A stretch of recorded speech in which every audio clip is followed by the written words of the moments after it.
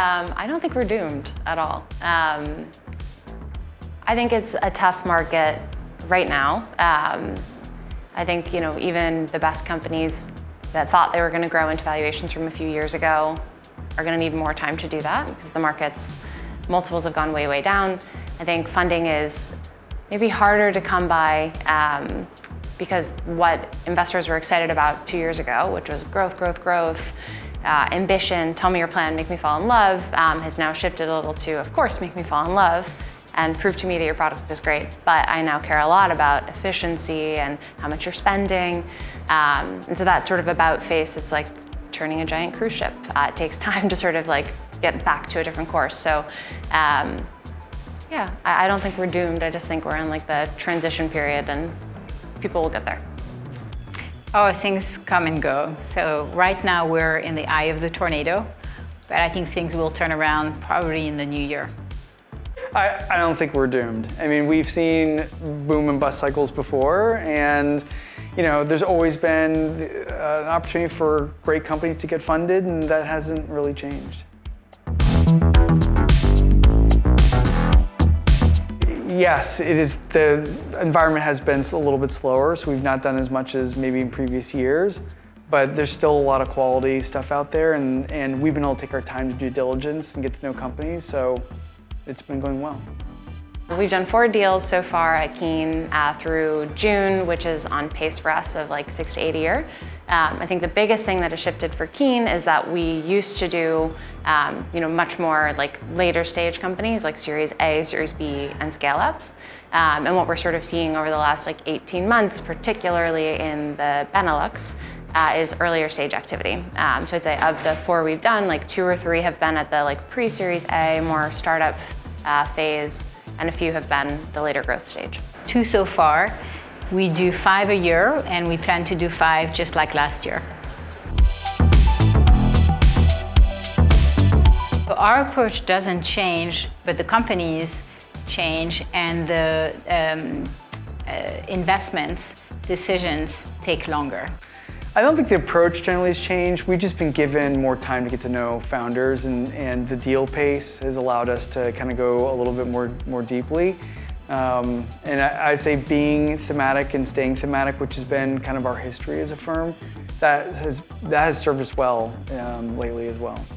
Yeah, I think for us, the bar is definitely a little higher or different in terms of what we evaluate. If you're a growth stage company, unit economics have always mattered, but there's a little less forgiveness that a company will grow into them in the future in a profitable way. You sort of want to see what you're investing in now profitably works, and then there's room to grow from there. So I think that's the biggest change, and that's true at seed A and B. I think at the moment, climate is one of the areas that's really cutting through. Like net zero goals, carbon neutrality, all of the regulation that's coming. Nobody can escape it, regardless of whether you're in the textile industry, the financial services industry.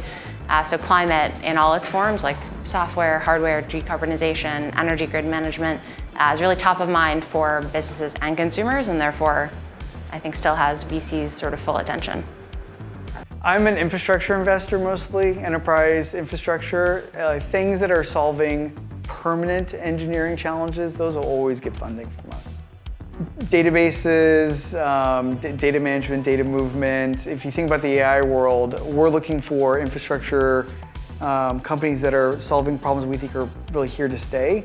Like generally model management, model versioning, these kinds of topics. Like how are we going to integrate AI into day-to-day engineering, not just like kind of one trick at a time, but like much broader scale. You are ready. Focus on generating revenue. Focus on expanding your runway by another day, another week, another month, and really generating those revenues, having happy customers. Patience, and to really recognize, especially founders that have not seen the 2008 or 2000s, like these kind of previous eras where things slow down. The business has slowed down, spend has slowed down, and so everything is kind of like at a different pace. And so have some patience with that. and go back and like think through what's the spend for? And the industry got into a habit of spending in ways that it maybe didn't need to all the time. And so we kind of got to get back to basics, back to first principles. You know, what do we really need to be working on? How do we put in the right kind of capital to work? And are you getting return on every hire, on every activity you're doing? And if you're not, then you need to rethink it.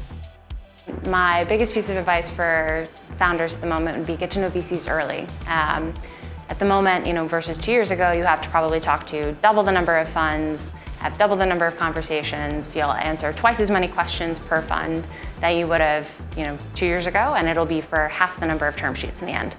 So starting early, letting people know you and fall in love with you and your journey before you're trying to figure out, you know, should I take money from this person, is a lovely way to sort of like reduce that anxiety around a fundraise.